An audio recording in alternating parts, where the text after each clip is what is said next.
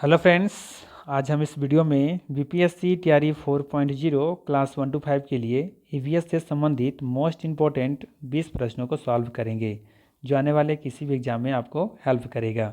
Set number है 17।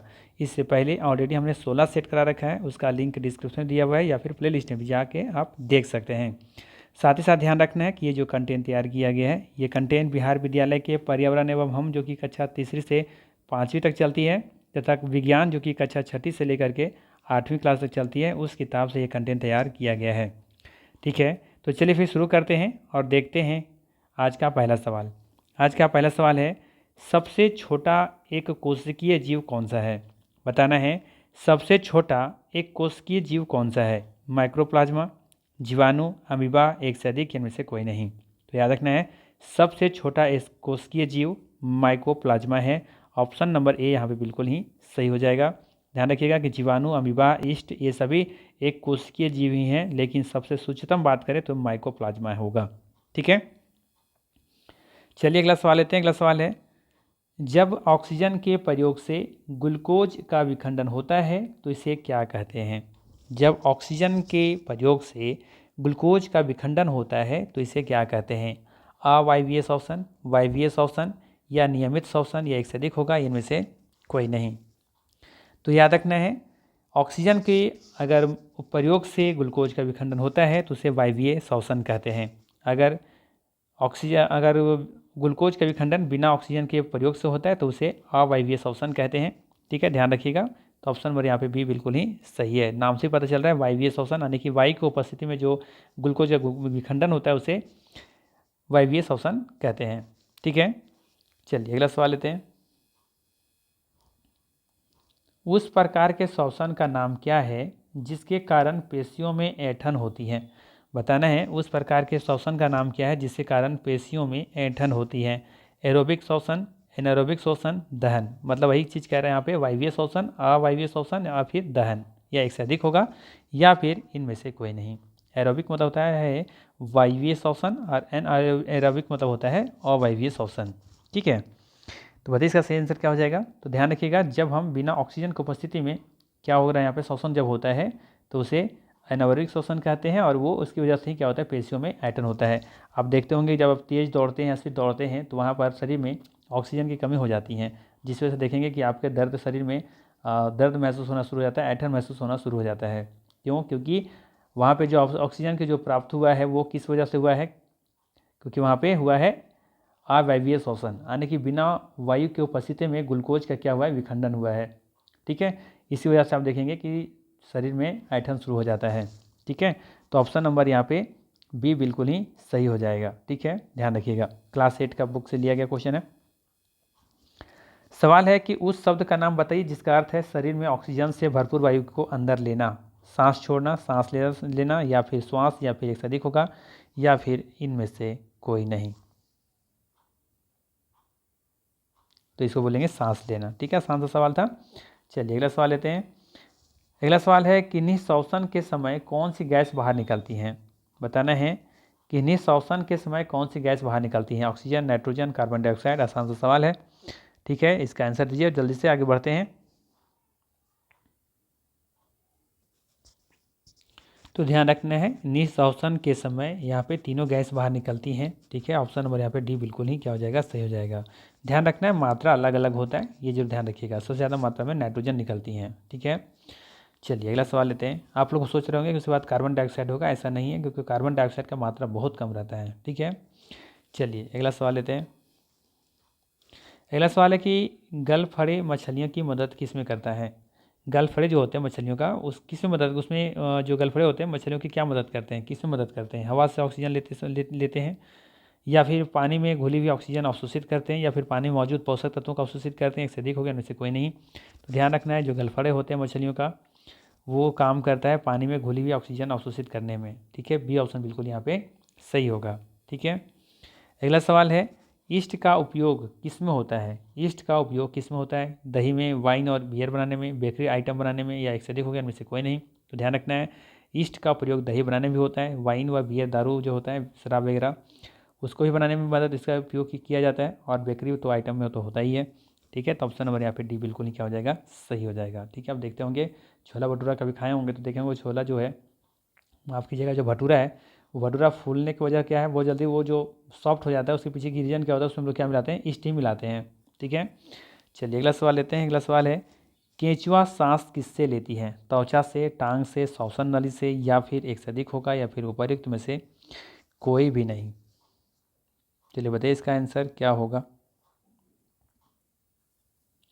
ध्यान रखना है, केंचुआ सांस त्वचा से लेती हैं। ठीक है, ऑप्शन नंबर ए यहाँ पे बिल्कुल ही सही होगा।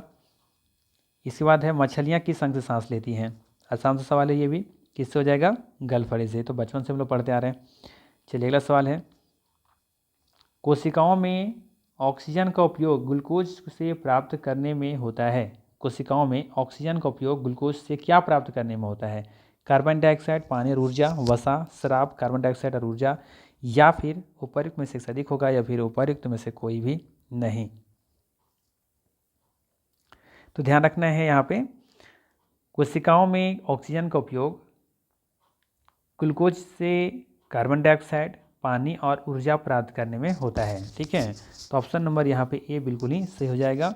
कोशिकाओं में ऑक्सीजन का उपयोग ग्लूकोज से कार्बन डाइऑक्साइड, पानी और ऊर्जा प्राप्त करने में होता है, ध्यान रखना है। ठीक है, चलिए अगला सवाल लेते हैं। तिलचट्टे किस अंग का उपयोग करके सांस लेते हैं, नाक, ट्रैकिया, दोनों, या फिर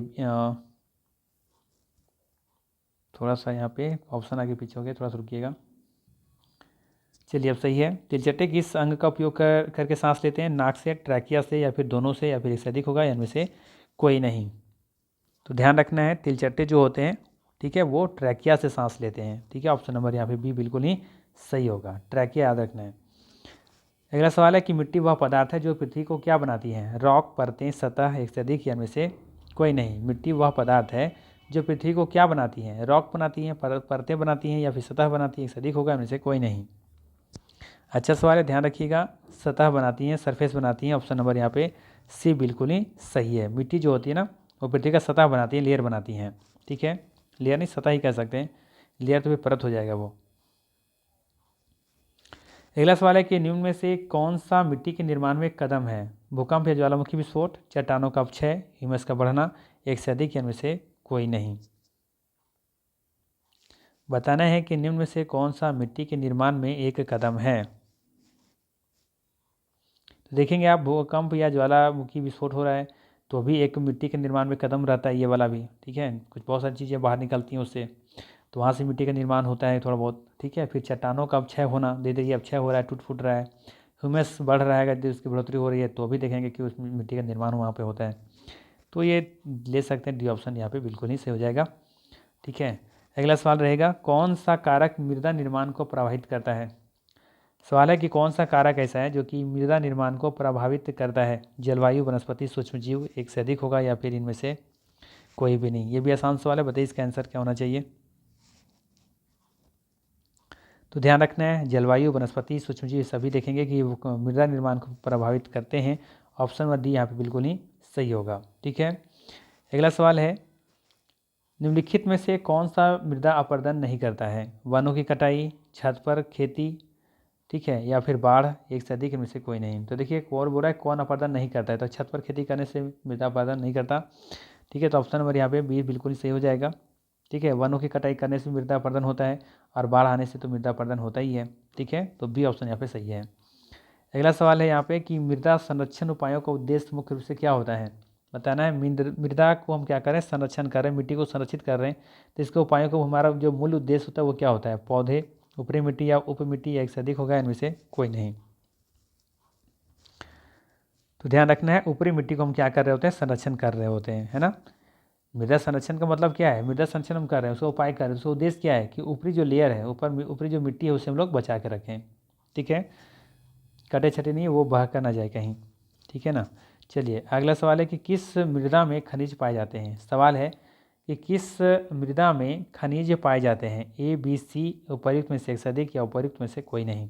तो ध्यान रखना है, बी मृदा में खनिज पाए जाते हैं। अब ए, बी, सी क्या है, तो ध्यान रखना है, मिट्टियों को अलग अलग वर्गीकृत किया गया है। लेयर को नीचे देखेंगे, ज़मीन से नीचे तो जाएंगे, तो देखिए सबसे पहले ऑर्गेनिक लेयर जिसे ओ कहते हैं, फिर है टॉप सोयल, ठीक है, ए, फिर उसके बाद फिर कहीं कहीं देखिएगा कि ई जो यहाँ पे बांट के रखा है ना, कहीं का आपको सीधे मिलेगा आपको बी नंबर, सब सोयल, ठीक है, उप जो मृदा कह सकते हैं, उप मिट्टी कह सकते हैं, फिर पैरेंट रॉक और फिर आर बेड रॉक, ठीक है।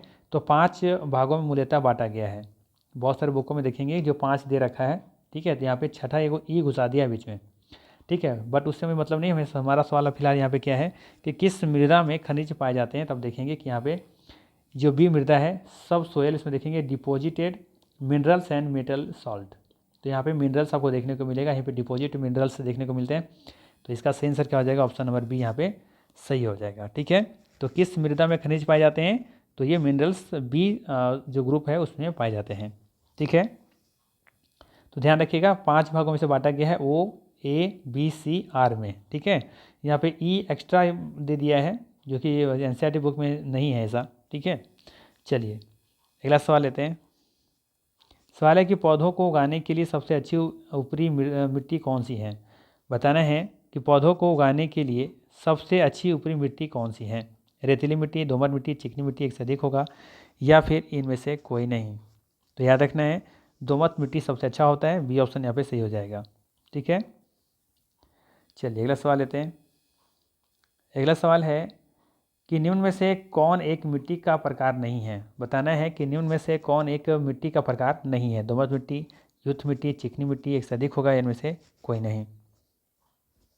तो दोमट मिट्टी होता है, चिकनी मिट्टी भी होता है, युक्त मिट्टी नहीं होता ऐसा कुछ, ठीक है। बी ऑप्शन यहाँ पे सही होगा, ये मिट्टी का प्रकार नहीं है। और ये आखिरी सवाल रहेगा सेशन का। सवाल रहेगा कि निम्न में से किस में सबसे छोटे आकार की मिट्टी के कारण होते हैं। बताना है कि किस में सबसे छोटे आकार की मिट्टी के कारण होते हैं। बजरी में, गाद में या मिट्टी में, एक से अधिक होगा, इनमें से कोई नहीं। तो ध्यान रखना है जो मिट्टी होता है उसमें देखेंगे सबसे छोटे आकार के कण देखने को मिलते हैं मिट्टी में, ठीक है। गाद में देखेंगे, गाद जो होता है उसमें बहुत सारे, गाद में कह सकते हैं कि कंकड़, बालू, पत्थर सब कुछ होता है। बजरी तो जान ही रहे हैं, बजरी किसको कहते हैं, जो छोटे छोटे जो होते हैं पत्थर कंकड़ जो होते हैं उसे बजरी कहते हैं। तो इसमें तो छोटे कण तो होंगे ही नहीं, ठीक है। गाद में इस सब कुछ देखने को मिलता है। गाद में छोटे छोटे महीन कण भी देखने को मिलेंगे, मोटे मोटे कंकड़ भी देखने को मिलेंगे, महीन महीन बालू भी देखने को मिलेंगे, ठीक है। लेकिन मिट्टी ऐसा जी है जिसमें देखने को मिलते हैं सबसे मिट्टी के छोटे सूक्ष्मतम कण, ठीक है। तो ऑप्शन नंबर यहाँ पे क्या हो जाएगा, सही हो जाएगा आपका सी नंबर, ठीक है, मिट्टी, ठीक है। तो ये था मोस्ट इंपॉर्टेंट 20 MCQ। अगर वीडियो अच्छा लगा हो तो लाइक ज़रूर कीजिएगा, चैनल पर नए हैं तो सब्सक्राइब कर लीजिएगा। बाकी मिलते हैं फिर इसी तरह के नेक्स्ट वीडियो में। Thanks for watching.